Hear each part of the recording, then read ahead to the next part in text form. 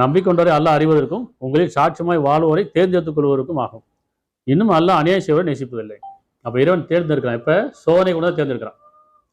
நம்ம சோதனை வரும்போது தானே அதிகமாக இறைவனை கூப்பிடுறோம், பிரார்த்தனை பண்ணுறோம், பயபக்தியில் ஆகிறோம், பணிஞ்சு போயிடுறோம், பொறுத்துக்கொள்கிறோம், சகித்துக்கொள்கிறோம். சோதனை வரும்போது தானே, மன ரீதியாக சோதனை வரும்போதும் சரி, பண ரீதியாக சோதனை வரும்போதும் சரி, உடல் ரீதியாக சோதனை வரும்போதும் சரி, பண்ணிடுறோமா இல்லையா?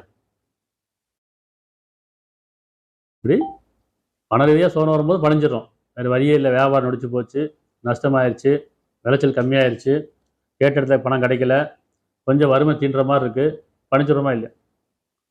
மன ரீதியாக அதே மாதிரி உடல் ரீதியாக நமக்கு ஏதோ நோய் வந்துருச்சு, பல பிரச்சனைகள் இருக்கிற உடம்புல அப்படின்னா பணிஞ்சிடும்.